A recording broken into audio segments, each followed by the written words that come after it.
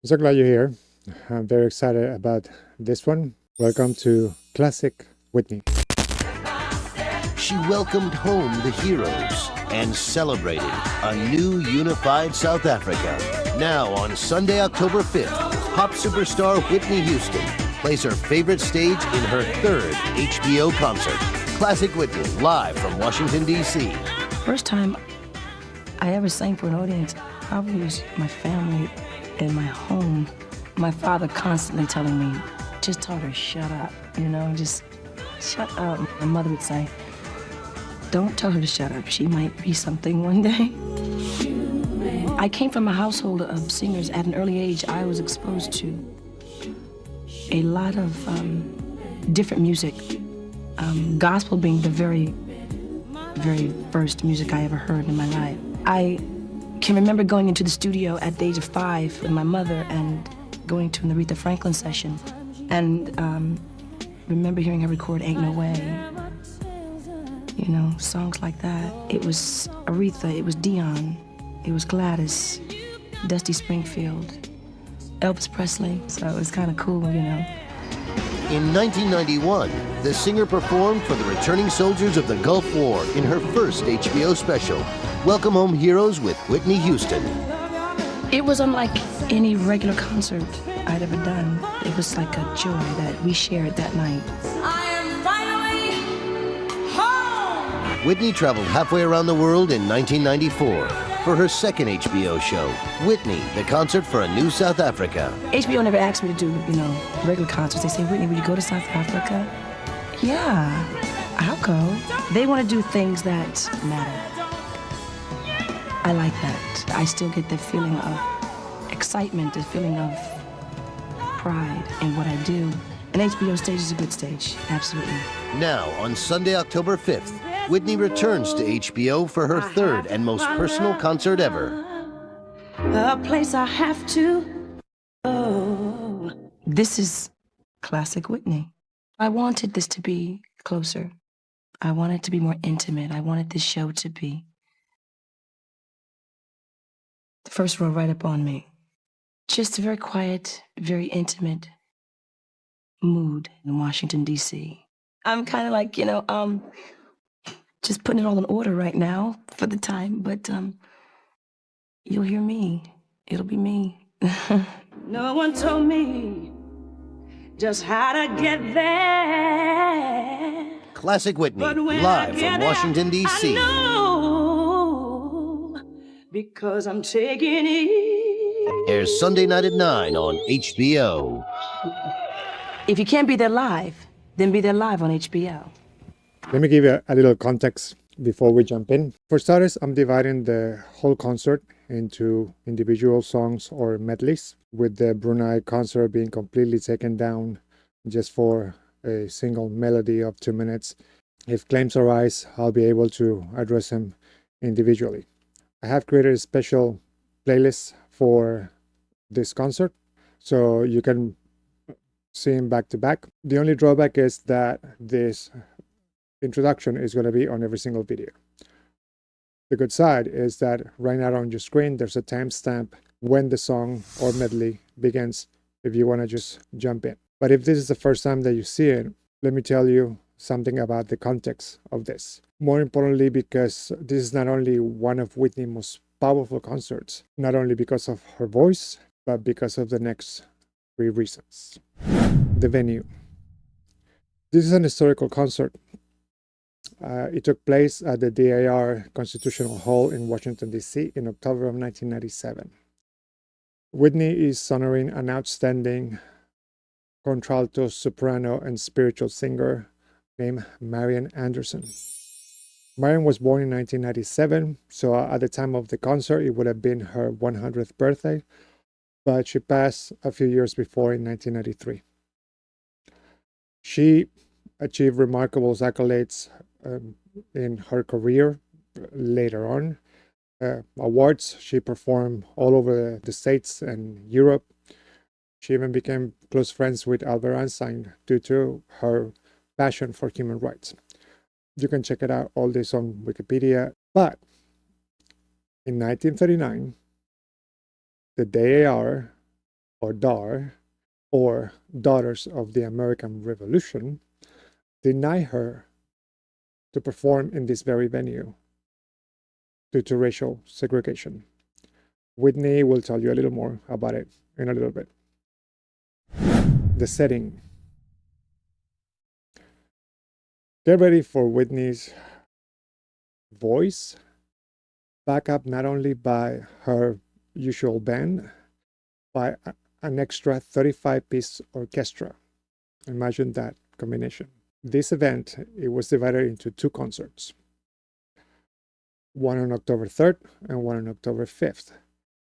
Whitney teamed up once again with HBO to record the events, although it was only the second one on the 5th, the one that got broadcasted live. That's how I get to record it, although I haven't seen it in decades due to the fact that it's on VHS and on PAL system. I was able to get a hold of to this concert, even though that is not completely in its entirety. There's a couple of snips that have been taken out. I was able to find another clips from other videos that will also be down in the description below. And talking about of those videos, there's also a couple of videos that are intending to compare or to criticize her voice between night 1 and night 2. Although what you're going to see is from night 2, there's only one video actually that shows a comparison back to back that I'm going to show you, but I'll get that throughout the concert. The goal. Whitney was not only the voice, but a very caring person, especially for children. These events were primarily driven by Whitney herself and the Whitney Houston Foundation for Children. The entire ticket sales for both nights raised over $300,000, what would be over $600,000 today. And all that money went directly to the Children's Defense Fund. And Whitney being the force behind this event, she picked this venue to honor performers such as Marian Anderson. And through the concert, she's going to be honoring Dionne Warwick, Aretha Franklin, Ella Fitzgerald, Diana Ross, Sammy Davis Jr., and also other human rights activists like Abraham, Martin, John, and Bobby. Are you ready? Let's start. All right, so here she is going to talk about Marian Anderson and a special guest. Thank you so much. My. Oh, thank you. Hi, babies. Hi. My goodness. Hello. Oh, God bless you all. Oh, baby, thank you so much. Welcome to the DAR Constitution Hall and the Whitney Houston Show. Yes.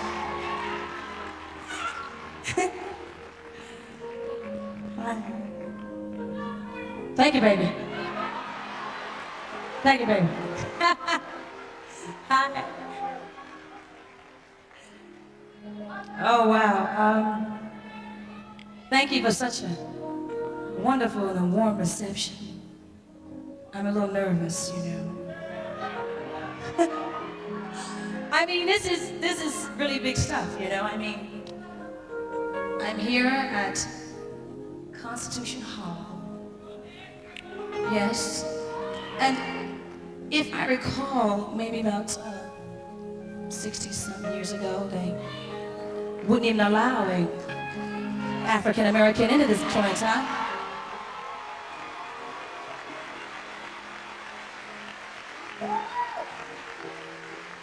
Yeah. That lady's name was Miss Marian Anderson. That's right.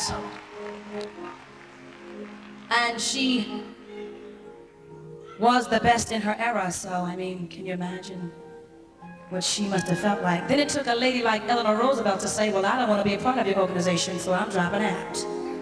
If she can't sing here, then I don't want to be here. I think that's pretty cool. Yeah?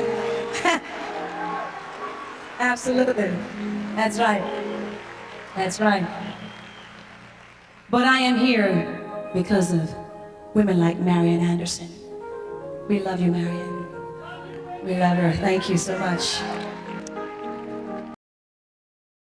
So when I watched this the first time, of course, back in Argentina, for English, and I don't believe I did with subtitles or anything. And if I did, I don't remember. And of course, the internet was not what it is now. So personally, I have no idea who Marian Anderson was. And considering what she just said, I found this video that after Eleanor Roosevelt mentioned this, Harold Ikes, I believe is his name, permitted her to perform at the platform of the Lincoln Memorial in April 9th of 1939. This is Marian Anderson, the Lincoln Memorial. Genius, It's just a little short. genius draws no color line. And so it is fitting that Marian Anderson should raise her voice in tribute to the noble Lincoln whom mankind will ever honor. Miss Marian Anderson.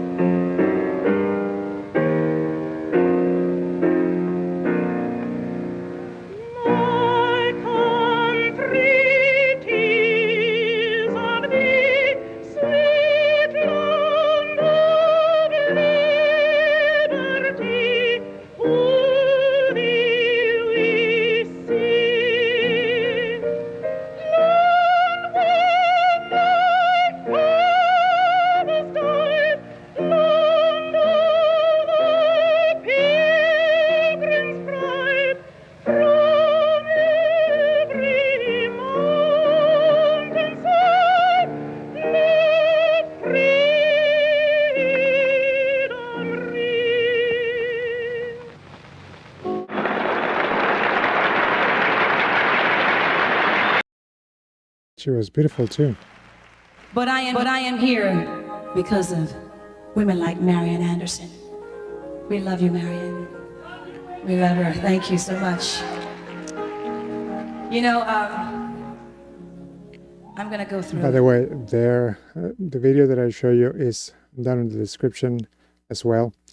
And I see that there's a lot of her performances at the Ed Sullivan Show and so on. So you can dive deeper into Marian yourself. A lot of music tonight. Yeah. Are y'all ready for it? Yeah? Good. Very good. I thought that I would start by telling you that, if you don't know, I come from a family of singers. Singers. Of real live singers. No joking, they can sing. Hold that thought. That's on her mother's side, not the father's side. Singers, of real live singers. No joking, they can sing. That's right. My mother can sing, yes she can. Yes she can. My mother's brothers and sisters had a gospel group called the Drink Card Singers. From there spawned a princess named Dionne Warwick.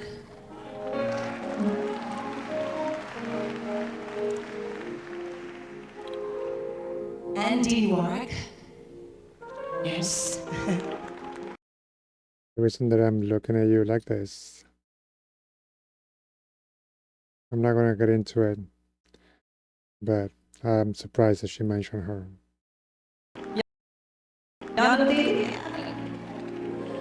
And then came little old me.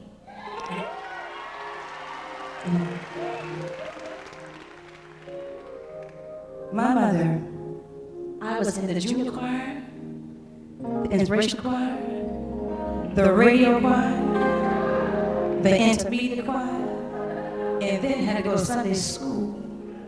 Okay, so that was Monday, Tuesday, Thursday, Saturday, and back in church Sunday. And most of my life, that's what it was all about. And I tell you something, I thank my mother to this day for those very profound efforts, really. Yep.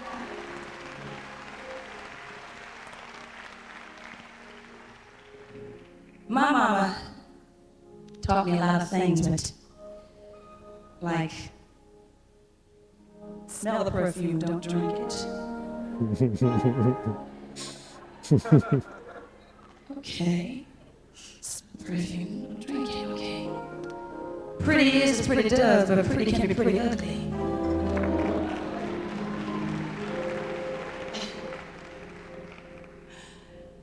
The most memorable one that I carry all of them, but this one I carry all through my life. Above all, to thine own self be true.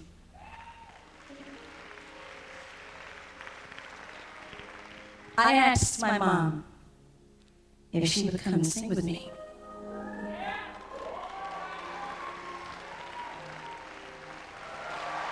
I love the song.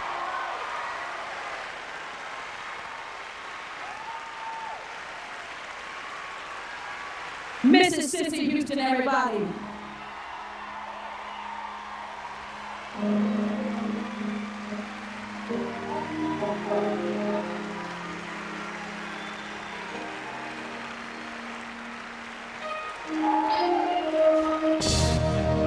And if you wonder why I'm doing these faces, you can ask me in the comments down below, and I will tell you my point of view of those faces.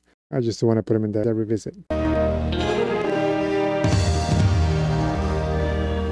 Nothing is so good, it lasts eternally.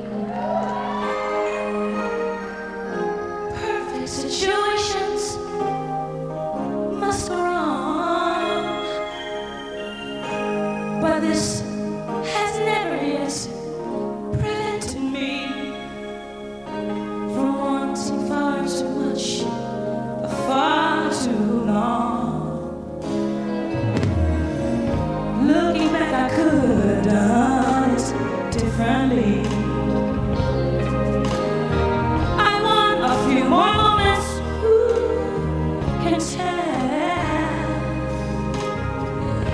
But it took time to understand the man. But now at least I know him well. See, wasn't it good? Wasn't it good? Wasn't it fine? Wasn't it fine? Is it madness? He can't be mine. But in the end, he needs a little bit more. He don't need security. He needs his fantasy and freedom. I love him so well.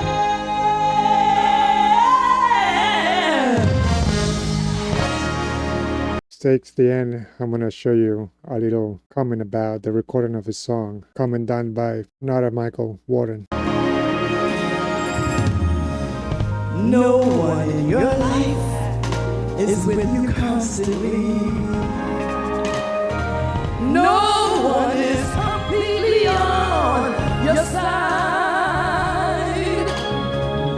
And though I moved my world to be with him, still the gap between us, it's too wide. Looking back, I could have acted differently. Learned about the man before I fell. But I was ever so much younger then. Now at least I know him well.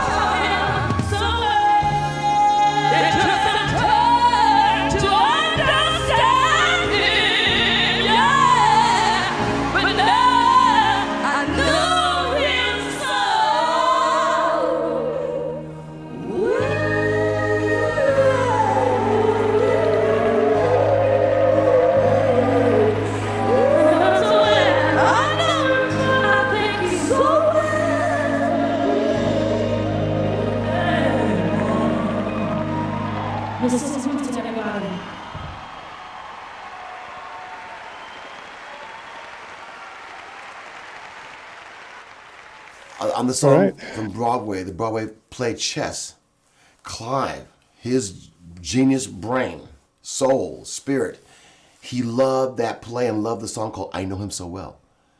And he said, Narada, take this song and put it on the second album. Produce it. So we had to really think about how to make that Broadway sound right for Whitney's album. And we made it a duet with Whitney and the mom, Cissy. So here in this studio, we have them both singing, and Whitney on the playback was like, is that me or is that my mother? Is that my mother, is that me? The sounds were so identical on certain spots that she had a hard time picking out her own voice. That was really cool to watch. And they went so high together on the ending. I mean, like phenomenal range. And Cissy was just doing it. And so I'm very, very proud of that moment of my life. Taking that song that Clive gave us from Chess and weaving it into the fabric of her second album. Really incredible. Really incredible. Thoughts, comments, all are welcome. Please don't forget to subscribe, like, and share. I'll see you in the next one. Stay tuned.